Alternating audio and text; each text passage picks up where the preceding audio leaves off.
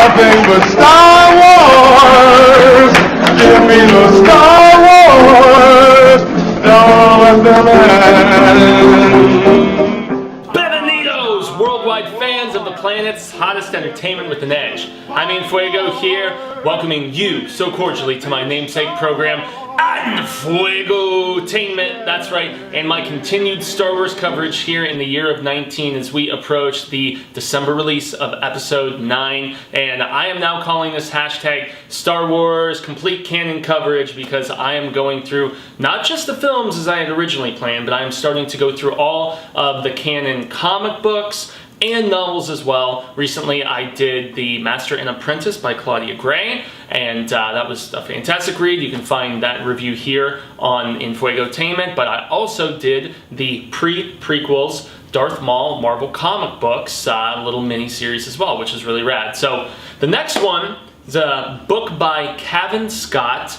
But the interesting thing about it is not being released in physical form. It is actually one of the old school, like, audio dramas of sorts that I loved so very much as a kid in the 90s when Star Wars was seeing its resurgence in the early to mid 90s with stuff like the Thrawn trilogy, Dark Empire, also just those interesting collections like Tales from Mos Eisley Cantina and Tales from Jabba's Palace, but most notably Shadows of the Empire was a big one. So they would release these books in full-on, like proper written installments, but yet they would also do these abridged, condensed down, like audio drama versions of stuff, and they did it for stuff like obviously the Timothy Zahn the Thrawn type stuff. So they did it for Heir to the Empire and Last Command and all those, and they did it for Shadows of the Empire, and they did it for various others, and that's the approach that they take for the latest release. And this is just like a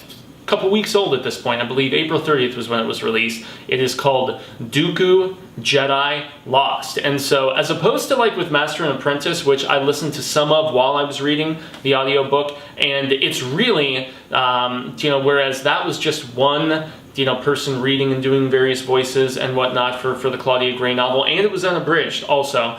You had some sound effects and some music and whatnot, but the way they do Dooku Jedi Lost is like full-on audio drama, full-on sound effects, a complete voice cast of everybody doing, all the different parts and stuff like that, and it is totally compelling. And this is one that I thought, especially at a little over 6 hours, whereas the Master and Apprentice novel, even though I divided my time between reading it and listening to it, that full audio book was like around 12 or 13 hours, something like that. So I was like, okay, 6 hours, this is more or less like a novella at the end of the day, but damn is it a compelling novella. And I've always been really intrigued by the character of Dooku, and we got a little bit of additional backstory about him in Master and Apprentice because of the fact that Dooku was the one who trained Qui-Gon, and we find out in Master and Apprentice about the Jedi that Dooku trained for, the Jedi Council, and well, not for the Jedi Council, but trained as a Padawan before he even had Qui-Gon, and that was this guy named Rael.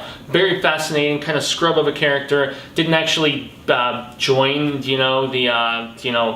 the younglings and everything until he was like 5 years old, which is totally unheard of. Usually they get you like right at birth or shortly thereafter. In the first like year or so that you're born, because they don't want you to get these familial attachments. They want you to completely be immersed in your training, and it's way beyond where they take these young kids to be like football or soccer players, for all of you who here in America call it in some silly fashion. But yeah, so it was just cool to get a little bit of backstory about Dooku in that, and find out more about his relationship with Qui-Gon and with this other Padawan that he trained in Rael, because this Jedi Lost is essentially Dooku's story, but also we get a lot from Ventress, because in a lot of ways it is told from Ventress's perspective, because everything starts out with her being commissioned by Dooku to go and seek out his sister and these records of their communication after he stumbles upon stuff, and then it's really told through the use of flashbacks,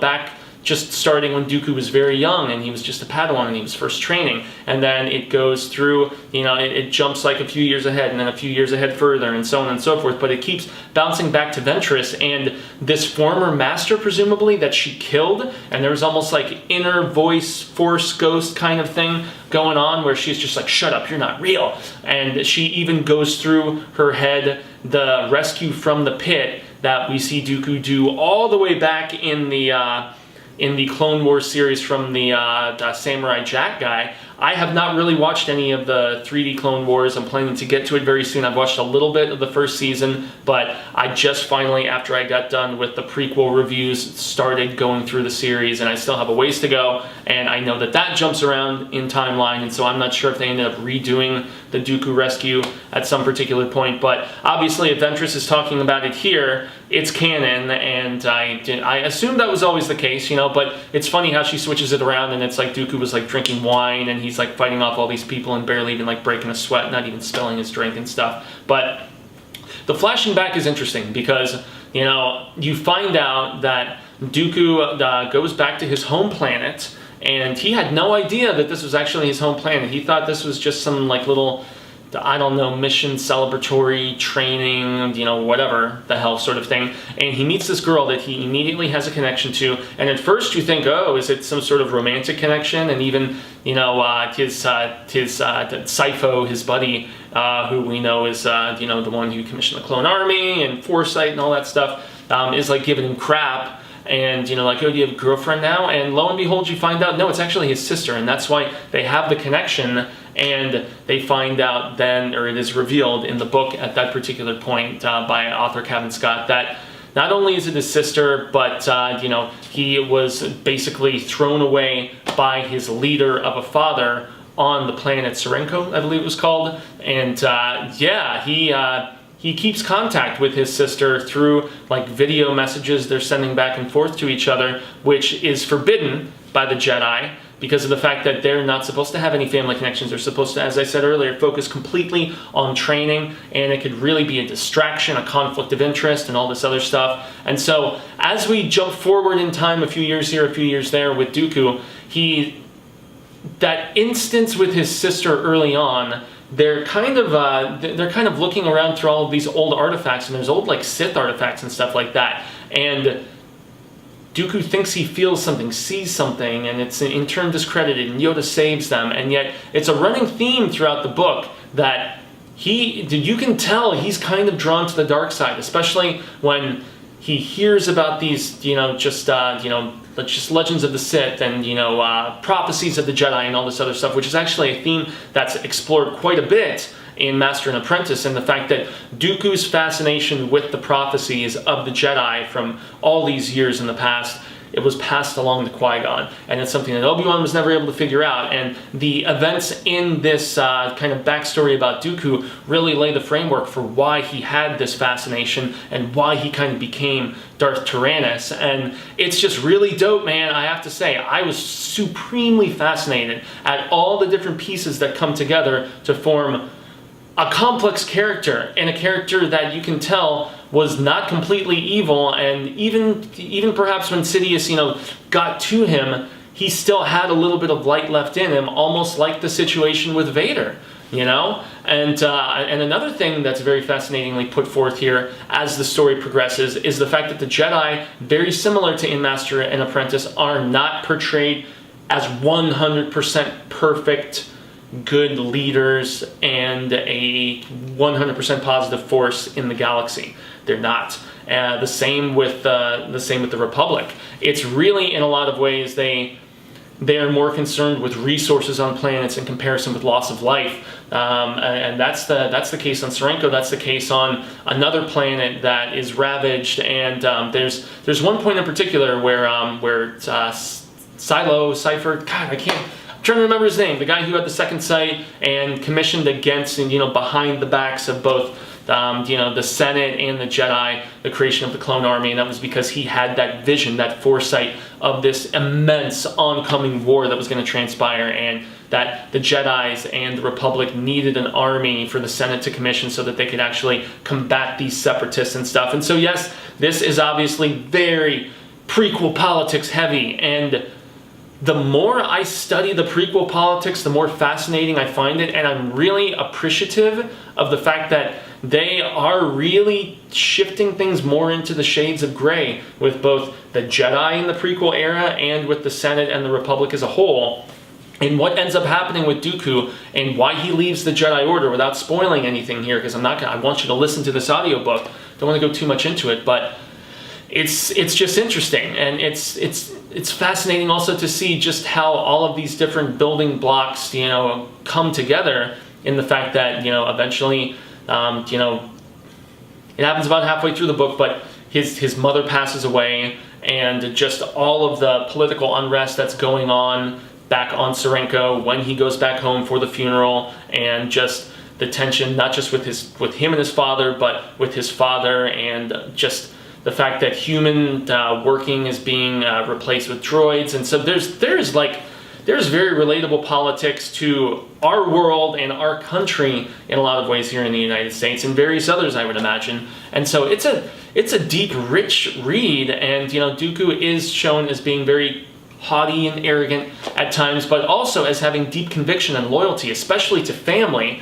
and also to this one woman in the Jedi Council who he thinks she's part of the dark side, and then she's not, and then she kind of is a little bit, without spoiling too much. But there's also a really fascinating beat where a foresight prediction transpires once again, and there's all this naysaying, and Dooku and this other woman on the council who he looks up to, and who she doesn't always agree with the council herself either. They go to this planet and they try to avert this big natural disaster from transpiring, even though they're on the planet so positive there's no way any of this could ever transpire. Well, you'll have to read the book to see, if it does and how bad it is, if so. But it's just, I don't know, seeing all of these different things that come together to form, to make Dooku Count Dooku, and why he leaves, and all the different reasons for why, because there are many, and just the looming possibility of the fact that there are still Sith out there. It's really cool, man. I love this book, I think I really did, and just because of the fact that I thought Christopher Lee was so underserved in a lot of ways, in the prequels. I'm like, that was a cool character that I wanted to see more backstory on, more expansion about, and I think that it was done really tremendously here. And you just see the arc, and you see just the full spectrum of everything that he was. And I can really see much more of a Vader comparison here than and an Anakin comparison here, and you learn and you hear about his clashes with Yoda, because he was Yoda's Padawan, and Rail makes an appearance in here at one particular point, although it's rather brief. And obviously you get some Qui-Gon in there, and so you get when he joins the Council and goes against the Jedi's will and becomes kind of an advisor to the Senate and meets Palpatine, and so you get all of these different, once again, just moving pieces. And it's really fascinating if you're accepting of the prequels and the fact that they did have a lot of good ideas put forth by Lucas. It was just the execution of a lot of it. It's almost like you create and you lay the groundwork, and then you let some very talented and creative minds with fresh ideas run with these concepts, and you can really get some cool stuff out of it. And at the end of the day, that's the way I felt about Dooku Jedi Lost. I recommend the hell out of it, whether you seek it out on Audible, audiobooks.com, but really, this is between us. Yeah, what I have been doing, since this was audiobook only, there is a service called Scribd, okay, so SCRIBD.com, and Scribd is essentially the Netflix streaming of audiobooks, and they have pretty much every Star Wars audiobook on there. All the official newer canon stuff, and then even some of the older stuff, like Heir to the Empire. The audio drama is on there. Shadows of the Empire is on there. Some of the ones that I loved as a kid, so I'm going to be walking down that Legends memory lane, since those are not even EU anymore, they're Legends, and yet they can still pick and choose if they want to implement them into the official canon at some particular point. But yeah, if you like having Star Wars stuff read to you with sound effects and the full effect and all that other stuff, Scribd. It's like $8.99 a month, and I know you can only download if you want to download them and listen to them on the go, but if you're at home and you're streaming over Wi-Fi, or if you're streaming and you have unlimited data, Scribd is the way to go. SCRIBD.com. That's where I listened to Dooku. I didn't use one of my Audible credits. I used my Audible credit this month on The Damnation Game by Clive Barker, you know, and Scribd has tons and tons and tons of other cool stuff beyond the Star Wars stuff. They have like tens and tens of thousands of different books in all genres and from all authors. So I wholeheartedly, everybody, recommend Dooku Jedi Lost. It is awesome, and I am super excited to get into more of these novels as I continue through the prequels, and I'm essentially going to be doing prequel coverage or prequel era coverage for the next couple of months until July, which is when I'm going to be doing episode 4, because this month I'm reviewing Solo, the film, because that's next in canon timeline order, and then next month in June it's going to be none other than, yeah, that's right, Rogue One, which for me is the best thing that Disney has done since acquiring Lucasfilm. But hey, it's all debatable, to each their own, but yeah, I'm going to be going through all these prequel comics, all of these different novels and cool things that Lucasfilm has put together, and I'm really enjoying it. Later this month, we have the full releases, the collected trade paperbacks of Age of Republic villains and Age of Republic heroes, so I'm going to be picking those up on the 21st of May and the 28th of May and doing reviews of those as well. So it's a fun time to be a Star Wars fan. It really, really is. So I'm going to leave it at that and just urge you to read Dooku Jedi Lost. Or listen to it, I should say. So I've been Jaime En Fuego. You can find me on all social media sectors like Twitter, Instagram, Facebook, YouTube, right here where you're watching me. You know, today, tonight, whenever it is in your particular time zone, wherever you are in the world, make sure to like and share and subscribe. Hit the bell, ding-a-ling thing, so that you can get notifications about any time I'm putting up new Star Wars canon coverage, whether I'm doing a new film review. I just put up, or I'm about to put up, I should say, John Wick 3, Parabellum, also recent things that I've reviewed, Missing Link, Long Shots. I mean, I'm all over the place. This is where I do everything that is not horror related, because the rest of my time is spent at youtube.com/The Horror Show channel. That's right, that's where I am I'm part of an awesome team that includes Cecil Laird, Susie Moore, or Susie Von Slaughter, I should say. I don't want to give her secret identity away, because I don't give mine away very often. Marsha Parker, Luis Hernandez, you know, various other awesome peeps that jump in and out. We do film reviews, trailer reactions, convention coverage. Just got back from Texas Frightmare and all kinds of fun coverage on the channel from that this past week. So yeah, if you like the spooktacular, the scarific, jump over there and check it out. So I guess that's going to be the end of the proceedings here in a galaxy far, far away, at least for today. So I shall say, until the reel of Ka comes around once more, hasta luego, Cinemigos. But I am hopeful that we get to reconnect sooner rather than later. And until then, remember, may the Force be with you, now forever.